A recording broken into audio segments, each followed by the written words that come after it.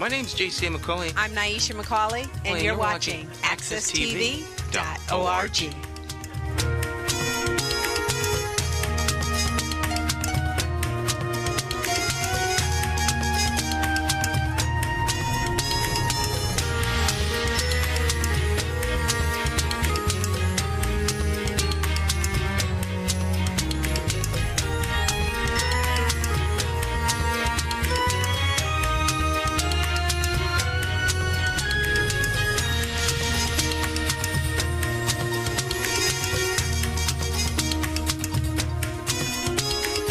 Good morning, and welcome back to Miss Cleo's Storytelling Corner.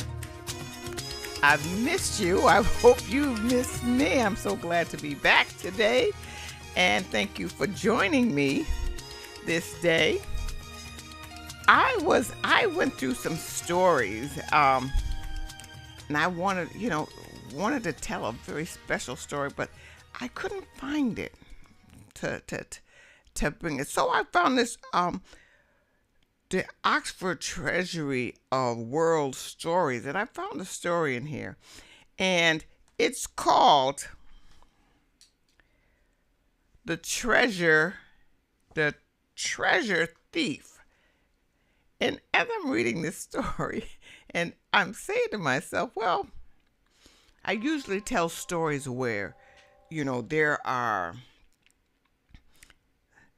it starts off with the characters, and then something happens, and then there's a peak, and then they have to go through these trials and tribulations, and then it usually ends fairly happy, as the main character wins out the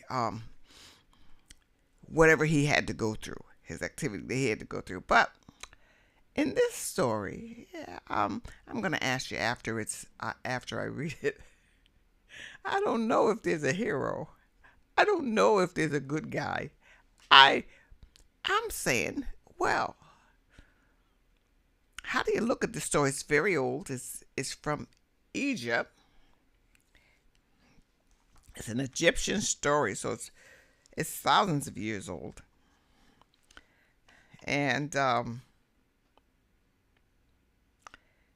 it's about a builder and his son, so I'm going to start that right now. The Treasure Thief. This is a story of how the builder's younger son became the most powerful man in Egypt after the Pharaoh himself. Now, I'm thinking of David. I'm thinking of Joseph when I'm reading that line. But let's continue. It wasn't luck. It took cleverness, but not just cleverness alone. It also took wickedness and conceit. Oh, and it took trust in another's word as well. Without any one of them, the builder's younger son would still have been a builder, or worse, much worse, dead, or worse than dead. The story starts with money, with piles and piles and piles of silver. The Pharaoh had so much silver that he needed a new treasure house to keep it safe. Like everyone with more money than they can spend, he worried about other people getting their hands on it. So he sent for his master builder and ordered him to build a new treasure house so strong that no one would be able to break in, and with a door lock so secret that only the Pharaoh himself would be able to open it. The master builder stood in front of the Pharaoh and listened to his orders. The Pharaoh's little son was playing at his father's feet. The master builder watched and thought of the enormous pile of silver this little boy would inherit when his father died. He thought of his own 2 sons at home and of what they would inherit. His bag of tools and perhaps a few silver coins, if they were lucky. A clever idea crept into his mind and would not go away. The new treasure house was built, the safest building there had ever been in the land of Egypt. The Pharaoh was pleased and grew steadily richer. The master builder was praised and stayed poor. Time passed, and the master builder grew old and sick, and at last knew that he was dying. He called his 2 sons to him, now grown men and builders like their father. I have nothing to leave you from the labor of my hands. He held up his hands, scarred and worn from his life of building in stone. I have nothing to leave you except the care of your mother. Well, the 2 brothers were good sons.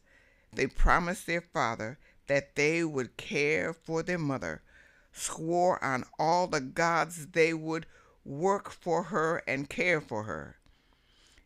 Then the master builder smiled and told them a secret he had carried all these years. I have riches to leave you from the work of my mind, he said. While they stared at him in silent wonder, he told them of the treasure house he had built for the Pharaoh. When they were little children, he told them that he had cunningly set a stone that could be moved in the outer wall and told them where to find it and how to move it. After their father died, time became hard and the family poor. One moonless night, the 2 brothers crept to the wall of the treasure house, found the stone their father had told them of, and pushed it in the way he had told them, and crept into the darkness. Here they felt the great barrels filled with silver coins and put handfuls after handfuls into their bags they had brought with them. They crept out, replaced the stone, and went home. The Pharaoh had become more and more miserly as his treasure had grown.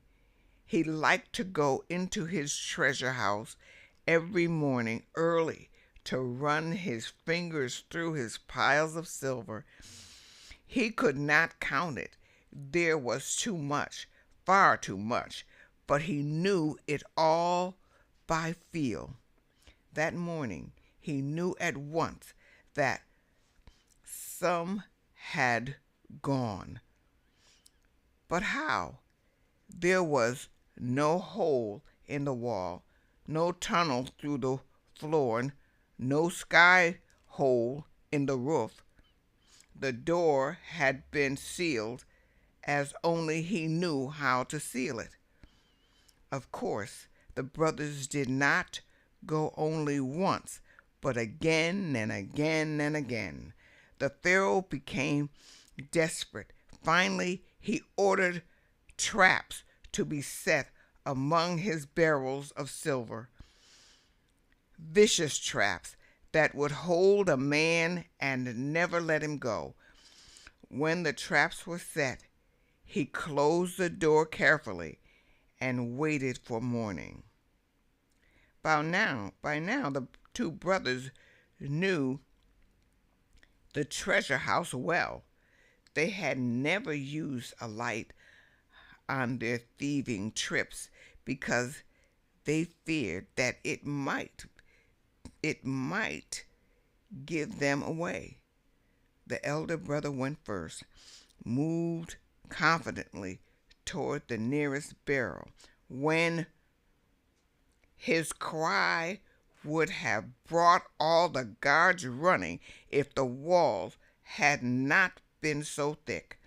His younger brother froze with shock halfway into the chamber, and it's lucky that he did. "Fetch light," his brother ordered. "Do not, whatever you do, take one step into here.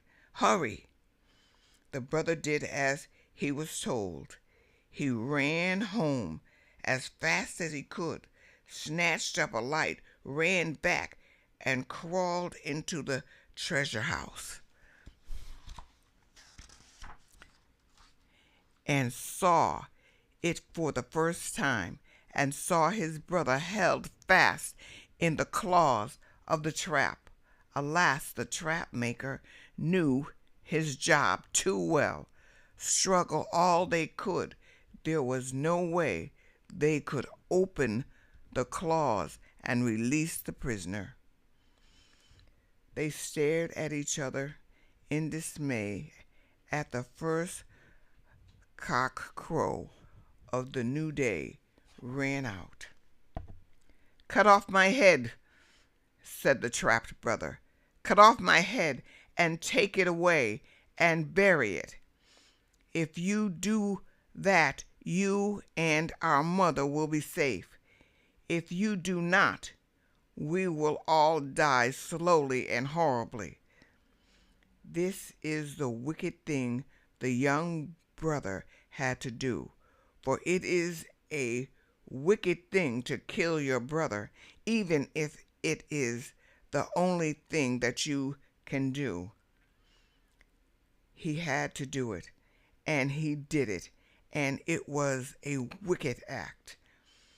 The Pharaoh came early to his treasure house that day. The door was sealed with his own seal.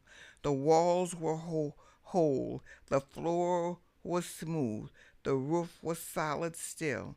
But there, inside this sealed room, was a headless body in his trap. A headless body, and what was worse, less silver than there had been the day before. The younger brother knew he could never return, and had carried away as much as he could, as well as his brother's head. The Pharaoh was furious. He was amazed, but he was also crafty. He ordered the body to be taken out of the trap and hung outside the gate of the palace. He ordered soldiers to guard it and to report anyone who seemed distressed. When the mother heard what had happened to her eldest, her favorite son, she behaved exactly as the Pharaoh knew every mother would. She did not cry or mourn. She could not without the body. She sat cold-faced, told the younger brother that he must fetch her son home. In vain he explained to her what would happen if he tried. She sat in terrible stillness and said quietly, "Bring him home." Cleverness at last came to his rescue, and he knew what to do. He borrowed 5 donkeys. He brought 10 leather bags full of wine. He tied the bags cunningly on the donkeys. He set off that evening for the palace gate. When he was Opposite the soldiers, he gave a twitch of the rope, and 3 of the wine bags tipped and started to spill their wine on the ground. He panicked and ran from donkey to donkey, shouting and trying to stop the flow, but whatever he did just seemed to make things worse. The guards rushed over with their water bottles and tried to help. No matter what they did, the wine would somehow end up inside their water bottles. At last the 3 bags were empty, and the younger brother stood wiping his forehead. He was so grateful to the guards for their help, for their trying to help at last, that he insisted on giving them a new bag bulging full of wine. The guards, by now extremely cheerful, insisted on him joining them in drinking it. One bag led inevitably to the second, and by the time darkness had fallen, so had the guards. All lay snoring open-mouthed. The younger brother stood up, suddenly quite sober, and cut down his brother's body and loaded it upon one of the donkeys. Before he left, he shaved the beard from the right cheek of each of the guards. This shaving was the first sign of the conceit that was so important for the next part, for the story could end here, with the mother and her son living happily ever after on all the silver he had taken from the treasure house, and the head and the body of the elder quietly buried. But it didn't, because of his conceit. Okay, wow. Let's continue this story right after we have a little break and see what the youngest conceited brother is going to do. We'll be right back.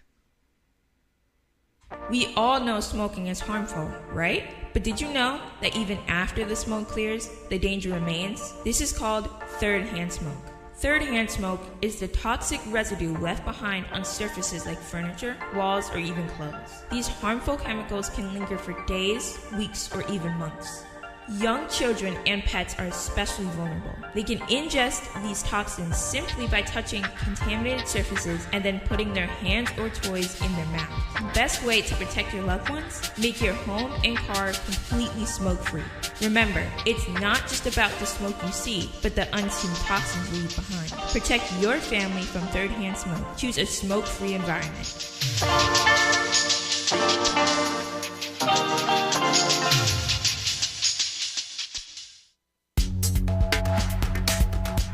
Hi, my name is Cammie Starks. I would recommend any parent to participate in this program due to the fact that it helps us learn about what the kids are learning and also to better our children in the community.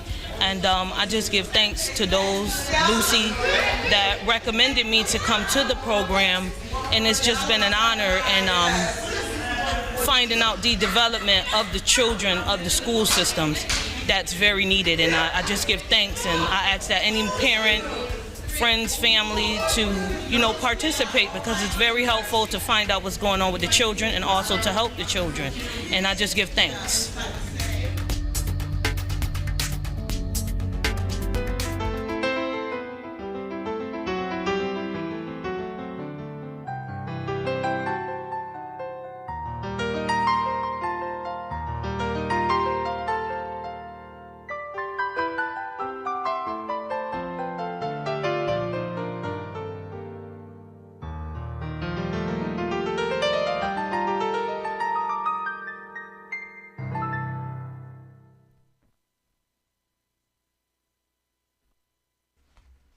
Welcome back to Miss Cleo's Storytelling Corner and the Treasure Thieves.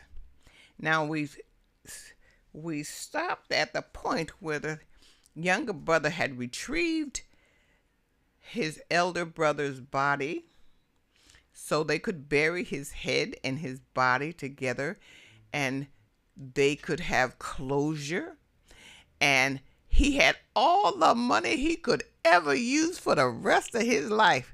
He had stolen all of that money.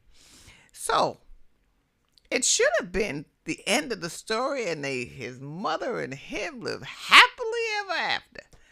But the little brother, the younger brother, now he got a little conceited. How he thought he was so smart. You know people like that, don't you? Who think they're so smart that nothing. Everybody else is slower or dumber than them. You know people like that, don't you? Oh, yes, we do. All right, we're going to continue the story. Okay.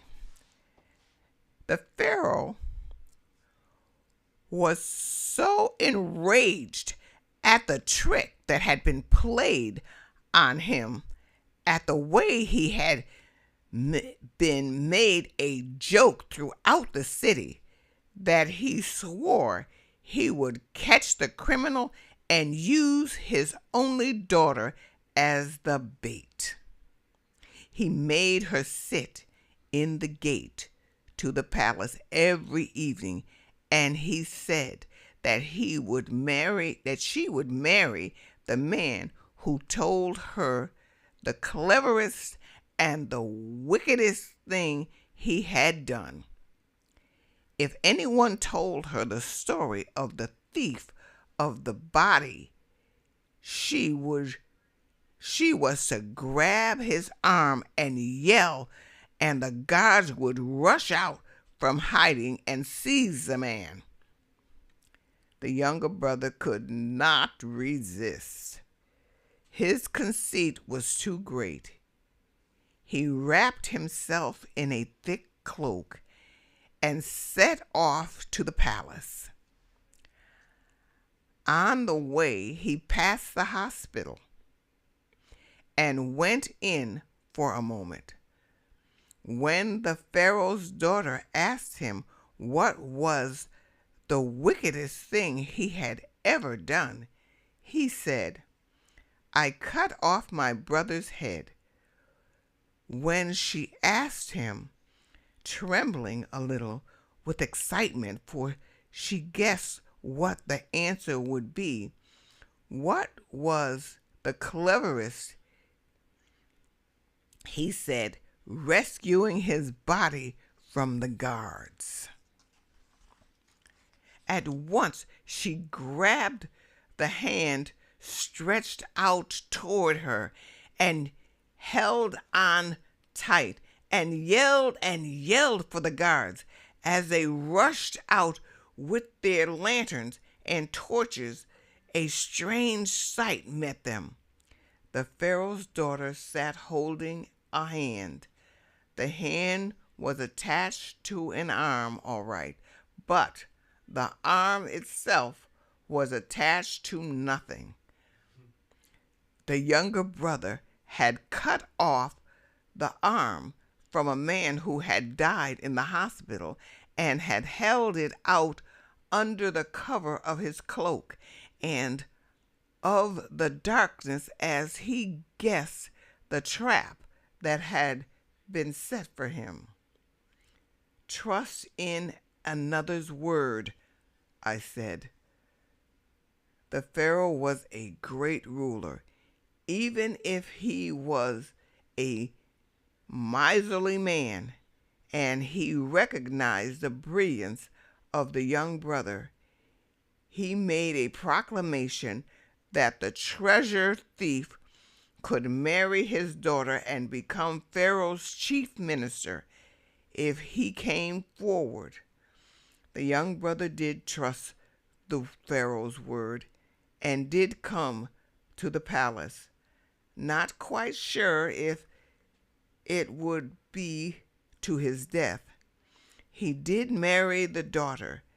He was a wise chief minister, and they did then all live happily ever after. Okay. Let me ask you a question. This was not a story about good and evil, was it? And what was it a story about? Cleverness? How one greedy person, saved all his silver, and so some more greedy people came and took his treasure, and it was about all his silver. It was all about the silver. All about, I think. But what do you think? What do you think this story was about? I don't think that I read that they did give some of this money to the poor. The younger brother did, and kept the rest. I don't know if I skipped over that part or what. I don't remember reading it. But what kind of story was this? Just a question. If you have any kind of answer, if you have any idea or something comes to you, give us a line. Tell us what you think, because I didn't know what to think of the story. Or maybe it's just a regular life story. I have no idea. What do you think, Stan? What kind of story was this? I don't know. Maybe it's a story about. I was going to say about greed. A story about greed. Greed and avarice. Yes. Did it kind of grows? Did this greed? What about the builder? Cleverness. What about the builder who waited all those years, who planted that so his family could have a future because they were so poor? And the line that they praised him for his work, but he was still poor. He didn't seem to get anything out of really building this wall. I don't know. I don't know. It seems to me that the king admired the cleverness of. Say that again? It seems to me that the king, the Pharaoh, admired the cleverness of this thief. Yes, he did. And so maybe the Pharaoh saw in this thief a little of himself. That's true. That I did not think of that. That's true. The king, a lot of times kings enlarge their kingdom by plunder and taking from those that have and transferring it to themselves. And this would be the man that would marry his daughter, and therefore, so he'd have all that cleverness right under his roof. Right, but also if his daughter were to become the queen, her husband being the new king would be as cunning and ruthless as he was. I don't know. Yeah. Well, he was that conceited. He probably could be just that. I thought that he would be caught because he shaved off half the beards, but his beard wouldn't be shaved. So I figured what they were going to do is they were going to look for the guy. They find the guy who brought them the wine. Yeah, and they didn't even seem to look for, because the guards knew what he looked like. Yeah. So, but they didn't seem to look for that. So that is the story of the treasure thief. Now, every year I have to do my story. So it's a Christmas story. So I saved it for last because the rest of this month I got maybe. Do I have 3 more weeks? I think 3 more weeks to or 2 more weeks to tell stories before Christmas. I don't know. Next week and the week after. 2 more weeks. So I got my Christmas hat on today. Tomorrow, next week, I'll have another kind of Christmas adding to the hat. And then the third week, I will be Christmas. I'll be Christmas.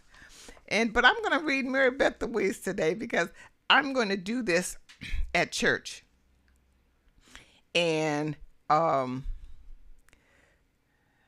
we're all excited about doing it. I usually do it every year. Sometimes I do it as a story, just a storytelling sitting on a stool. Sometimes I do it.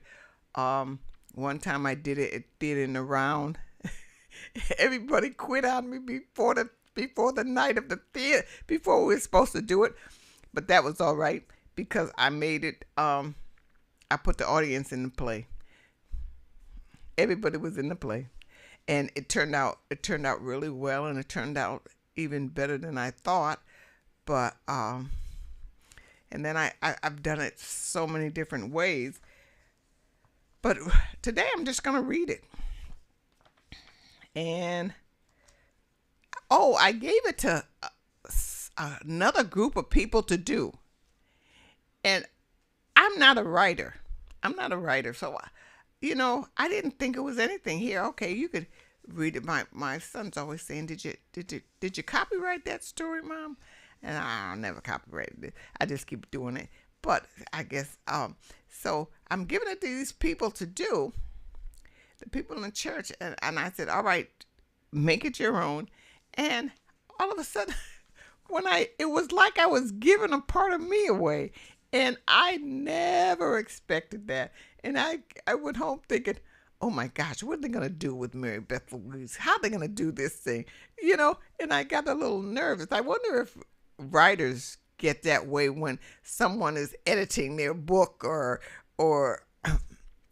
something that they're doing, and they're making all these changes to their work that they put in, and sometimes you can take the writer right out of the story if you change it too much. So that's the first time I had that feeling. So I'll see on Sunday just how it's going to. And another thing, most of the people are in a different culture. And I said, oh my goodness. So I thought my language would be troublesome to them, because I never thought of doing Mary Beth Louise with anyone but black people. I just thought of Mary, this is, and so when I think of it in my head, everyone looks like me. But now it's going to be done for the first time, and nobody looks like me. And I said, oh my goodness, what are they going to do? How are they going to say the words? So I gave them instructions to, if something is uncomfortable for you to say it in your way. If you can't, because sometimes you do that when you're reading a story and you're preparing something, and the author says something in a way, and you say, I just can't say that. I just can't say it that way. So you say it, but you say it in your way. So we'll see how Mary Beth Louise comes out on Sunday. I'll give you a report whether I totally passed out. Totally got upset. So what are you doing with my? But I'll let you know. But here we're going to do Mary Beth Louise. There is a narration part, and we'll just go through it. Okay. And that's all I ever call it, is Mary Beth Louise. And this time I had called it, when I wrote this part, Mary Beth Louise and the Christmas Story. Mary Beth Louise is the middle child of a family of 5 children, 3 girls and 2 boys. Their parents are hard-working, church-going people. It always seemed to Mary Beth that everyone went to church because Mama loved the Lord and her church. When Mary Beth Louise graduated from high school, she also stopped going to church. She entered the physical therapist program at the local college. Mary Beth loved being a part of an individual's recovery to renewal of self. Sometimes it felt as if the person was reborn. Mary Beth thought it was a miracle to watch and to be a part of. Riding home on the bus, her eyes caught the playing of children in the street. She looked at them pensively. An idea started to formulate. I could buy gifts and be Mrs. Santa Claus on Christmas Eve for the children on King Street. The idea made her laugh out loud. The people on the bus lifted their eyes in a lackadaisical attitude. Mary Beth just smiled at them and returned to her reflections. By the time the bus rolled up to her stop, Mary Beth had devised a plan to become Mrs. Santa Claus on Christmas Eve. Yes, yes, she shouted. Ho, ho, ho. A few of the people sitting around her were startled by her whimsical display. Departing, she turned, smiled, and gave a little wave to the ongoing passengers. As she walked toward the front door, she wondered how to tell Mama about her plan to be Mrs. Santa Claus on Christmas Eve. Mama always had that far-off look when Mary Beth conveyed intentions of a new creative exploration of the heart. In other words, Mama was going to have a fit when she hears Mary Beth's plan for Christmas Eve. She could only imagine what Mama was going to say. Well, Mama was standing by the stove as Mary Beth walked in. Hi, Mama. Hi, Mary Beth.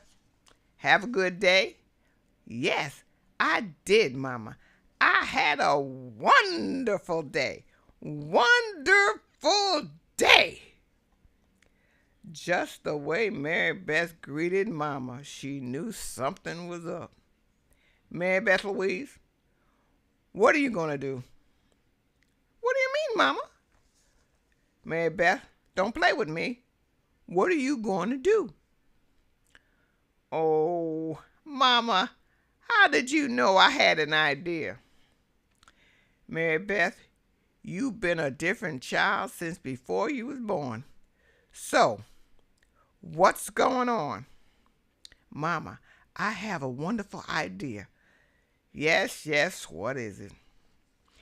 I'm going to be Mrs. Santa Claus on King Street on Christmas Eve.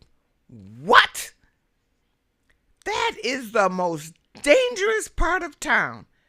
I know, Mama, but I feel this so strongly.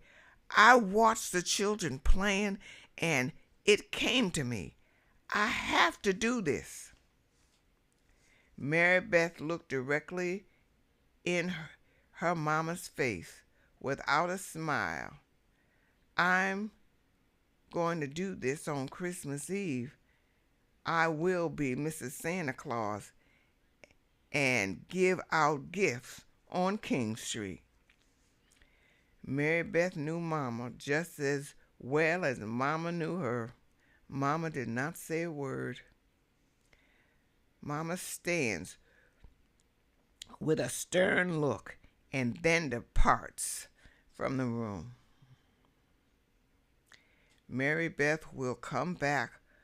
Oh, that's a direction, sorry. Ho, ho, ho. Mary Beth, for weeks she plans this. Every day she comes home, she has more gifts. She puts them in her bag, waiting for Christmas Eve. Christmas Eve is here. Mary Beth gets dressed up in Mrs. Santa Claus with her red hat and her scarves and her skirt and her boots, and comes out of her bedroom door. Mary Beth says, "Ho, ho, ho! I'm Mrs. Santa Claus. Ho, ho, ho!" Mary Beth comes into the kitchen. She just stands facing. Mama comes into the kitchen. She just stands there facing Mary Beth. Then she holds out her arms and gives her a hug. "Be careful, baby." "I will, Mama. Don't worry." As Mama bows her head, "Protect my child, Lord. She left the church because she doesn't understand your ways. I can see you have blessed her with a wonderful gift. She may not know she is doing your work, but I do, and you do. Keep our child safe, Lord, so she may continue to do your will. Amen." And Mary Beth goes out and she starts giving out gifts. And people, they first of all, they think she's crazy and they stay away from her. But finally, they come up. And she gave out all her gifts, all her little gifts. And when she got tired, night was coming, and she kind of sat down on the curb, and she was just too tired to do any more. And little boy comes up to her. And he says, "Are you really Miss Santa Claus?" She says, "Yes, I'm really Miss Santa Claus." She said, He said, "Well, is Santa Claus coming tonight?" He said, "Sure, Santa Claus is coming tonight. He wouldn't miss this. I just wanted to see how much fun he has. Why should he have all the fun and I never see the children?" Oh. And she looked down in her bag at all she had. She said, "I don't have any more little boy toys. All I have is this teddy bear." And she gives him the teddy bear, and the little boy frowns. And then he looks down at the teddy bear, and he hugs the teddy bear, and he runs off. And then Mary Beth, she just sits there. And this lady comes up to her and says, "You know what? You did something wonderful, but that was so dangerous. You shouldn't have been doing that, not by yourself." And Mary Beth just looks at her, and she starts hearing music from the nearby church. And the woman said, Come on and rest in my church, and come to our service." So Mary Beth didn't want to be rude, so she got up and she went to the woman's service. And she saw the baby Jesus in a manger, and Mary and Joseph, and they were singing songs, and she felt something inside herself. She didn't even know what it was. And she started to cry, and she ran out of the church. And she ran. And while she was running, people was just putting things in her bag. She didn't just know what they were. She just kept on running until she got to her house. And when she got to her house, her bag was full, and she opened the door, and there was Mama still in the kitchen. And she turned around and she said, "Mary Beth, what's wrong? What's wrong?" And she runs over to Mary Beth, and she brings her over, and they sit down. "Did somebody hurt you, baby? Did somebody hurt you?" And she said, "No, Mama. I went out to give all the children gifts." Mama said, "Well, why is your bag still full? Did you give out the gifts?" "Yes, Mama. I gave out all the gifts, but And I went into this church and I saw the manger and the people singing and telling a story about baby Jesus. And when I came back, people started throwing things into my bag. I don't know what happened, Mama. Mama, you know, I went out to give. I don't understand what happened. And Mama said, Mary Beth, you went out to give, and you gave with all your heart. And Jesus gave you so much more in return. And Mary Beth says, I love you, Mama. And that is the story of Mary Beth Louise. Every Christmas I tell the story, maybe a little different sometimes. I don't know. Do I tell it different, Stan? A little different every time. But it's a story that I love, and it's a story that my children love. And they say, oh, goodness, are you going to tell Mary Beth Louise this year? And I said, of course, to somebody or to nobody. But I'm going to tell it. I'm going to say it. I'm going to talk it out. I'm going to talk it out.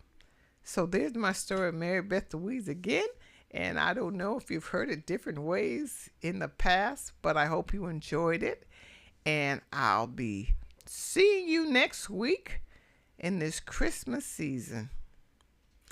And remember the reason for the season. Read a little, write a little, dream big, and I'll see you next week.